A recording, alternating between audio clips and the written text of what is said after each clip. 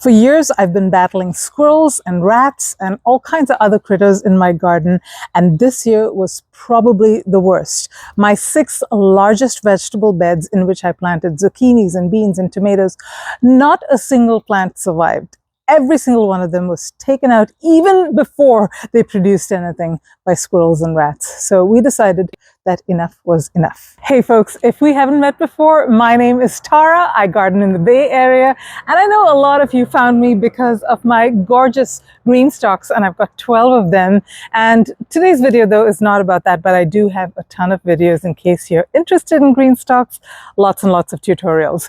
So today we're going to be talking about how to keep critters out of my raised beds. I've got a property with a lot of oak trees, and squirrels are all over the place eating everything.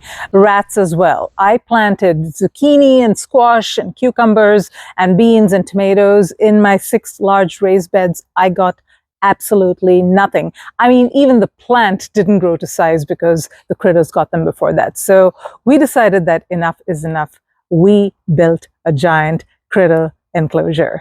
So I want to take you along that journey. I posted several stories on Instagram that I've collected together in vlog style. We're not construction people, so we kind of built this as we went. My husband's really good at handyman stuff, which was really helpful. But we had a lot of decisions to make, a lot of experiments to try, and a lot of problem solving to do. And I'm hoping that by showing you the procedure that we went through, that you will be inspired if you're having similar problems to maybe do something similar. Because if we did it, I think you could as well. So let's take a look at how the whole process went and how at the end of 7 days, we had what we believe is a critter-proof enclosure.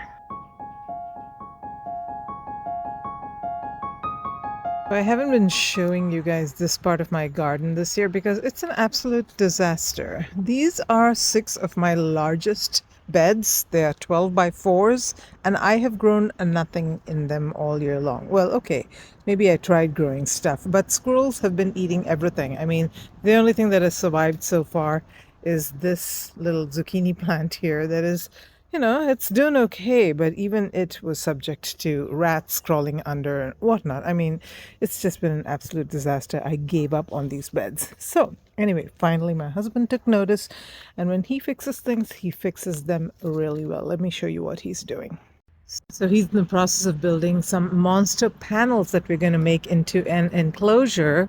And this is what one of the finished ones looks like. This is my house. This panel is like 8 feet 3 inches tall. So it is a tall panel.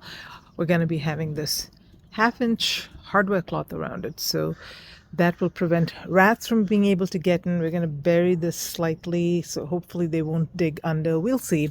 We'll be able to do things afterward to continue to build out this enclosure. But it's pretty tall. And yeah, sure, squirrels can scale tall things, and we may eventually end up putting something on the top as well. But for now, we're just going to put these enclosures and set them up around this entire 6 raised beds. So fingers crossed, let's see how it does, but it's starting to look really nice.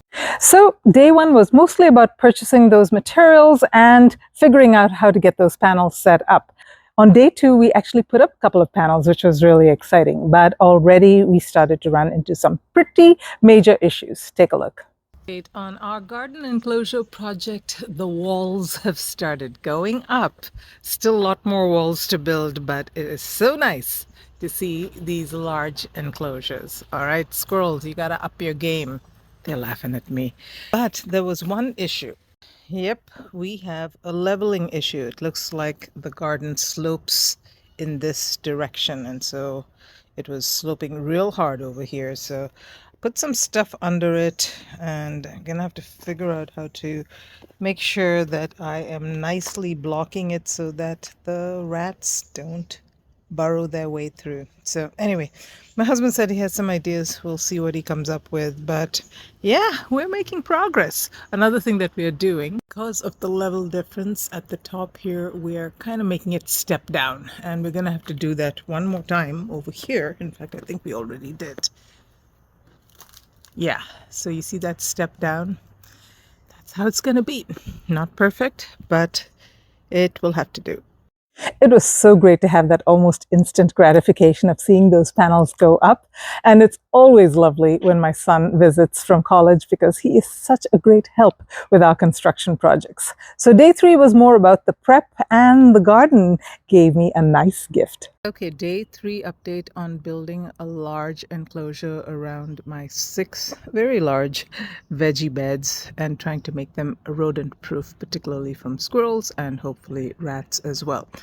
May seem like not much progress. We did include one more large panel yesterday, and then we started putting up some bracing, putting up the poles in the middle that is going to hold the structure together as well. Doesn't seem like we did much, but we did do a lot of prep. You can see here we're building out the rest of the large frames, and then we are also digging out the spaces where the frames are going to be. And I wanted to show one thing to you guys. Last year we got a load of wood chips delivered, 10 cubic yards from Chip Drop, and it's a lot of wood chips. Okay, you guys just be aware. But it kind of looked like this. Actually, this has already started breaking down. There were a lot larger chunks. But what I wanted to show you was this. So I was digging out this space, and you can see we've got a good maybe 6 inches or so of decomposed wood chips. That's actually, we probably put at least about 10 or 12 inches, that means. And I want to show you the texture of the wood chips that are breaking down. I've been dumping it into my raised beds because they could use a little bit of filling. As you can see, the level keeps dropping. But look at the texture, you guys, of the stuff that I am digging up. It has broken down so much. Look at all this mycelium. Yeah, it's a little bit dried out, but as soon as I water it, they will start coming out of dormancy. And this is breaking down into absolutely fabulous soil. And think of all the money that I'm saving just in 1 year of dumping wood chips and just leaving them around my pathways. I've got tons and tons, literally, of new soil that is building. Yeah, those wood chips have been a huge benefit to my garden. It just creates such amazing soil, even though they do take a couple of years to break down. Now, day 4 was mostly spent putting up most of the structure. Take a look. All right, day 4 update of the large 8-foot tall enclosure. We are building around my 6 12 by 4 raised beds. Most of the structure is up. There's just one more here that we need to put in place. I think we're trying to figure out the leveling issue between these two. There's going to be a gate in between, and let me show you that. Yep, just a basic door with some hardware cloth on it. I'm thinking I should have painted it, but then again, I like the contrast, so I quickly know where the door is. And yeah, then after that, we've got just a couple more things to do. So the main thing that we need to do is finish up with the bracing. You can see this angle brace over here. We've got to do that on the other sides. And then the biggest item is covering this up with something. And we haven't quite figured out what that something is. Hardware cloth, some kind of nylon mesh, something that the squirrels won't get through. So any ideas would be greatly, greatly appreciated. And then one more thing. So like I said in an earlier video, we have a leveling issue. So there are gaps underneath. So I think we're going to be pouring concrete. The other option is to put some kind of screen over there. Not quite sure again. So any ideas? Greatly, greatly appreciated. And then speaking of squirrels and rat deterrent, let me show you one thing that I'm doing for my figs that's working really well. This is working out for my figs as well as for my tomatoes, other kinds of fruit like pomegranate, I suppose, when they start to ripen. But these bags, you guys, these bags are the bomb. So these are large bags. So 2 foot by 2 foot, I think, is the dimension. And it is wire, galvanized wire or some kind of wire. And yeah, they cannot get to it. So I am getting all my figs this year.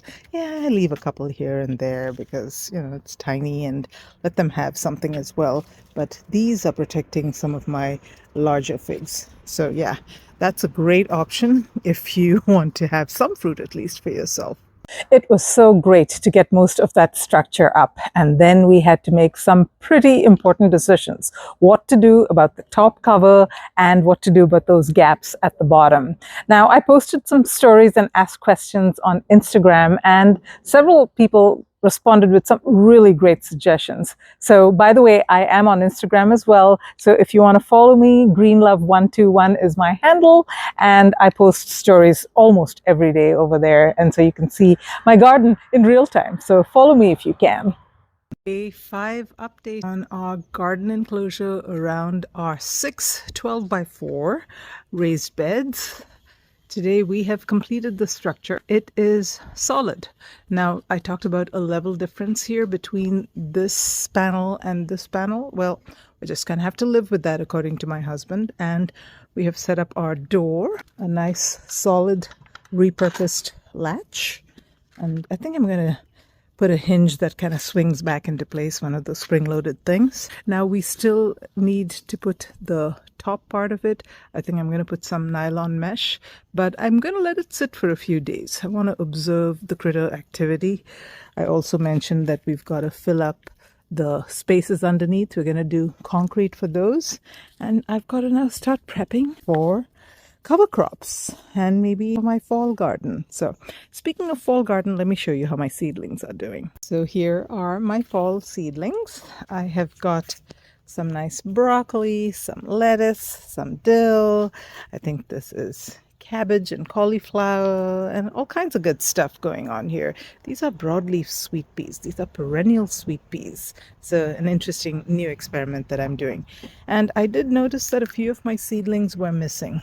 And then a few of them were eaten. What is the culprit? I put it on this table because I figured it would be kind of rat proof over here. I do have voles and things, but they might have difficulty climbing up on this table, but there's still something. Let me show you what it is. Yep, there's the culprit hanging right there. He's been chomping at my seedlings, and there may be more. I haven't looked carefully enough. I have seen the white butterfly floating by, so gonna get rid of this guy. And I am also going to take some double precautions. I found this fireplace kind of net cover somewhere, so I'm going to use that to cover up some of my seedlings. And yeah, let's see how it goes. How is your fall garden doing? Anyone planting anything this fall? Okay, so this is my final setup, at least until the next time that I find some new issues. And I've got this fireplace mesh over this. And then for this one, I fashioned a little cage out of the hardware cloth remnants that we had from our garden enclosure project. And yeah, I've put little stakes in here to hold it up. I use these bus trays a lot, you guys. These are actually filled with soil, and then I stick my seedling trays on it. What happens is the seedlings actually push out roots and grow into the soil. And that helps me keep the seedlings in their small little seedling trays for a little bit longer because they are able to access additional moisture and nutrients. But yeah, I think this cage is going to do it.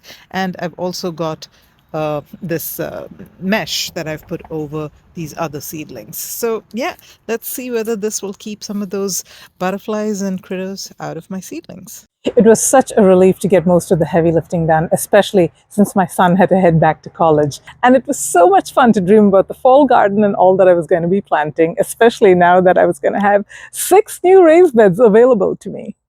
All right, this is, I think, the 6th day of the garden enclosure project that we are building around my 6 very large 12 by 4 raised beds that have been tormented by particularly squirrels and rats. So now we have put up the top. Let me show you. I don't know if you can see, but there is nylon netting across the entire structure.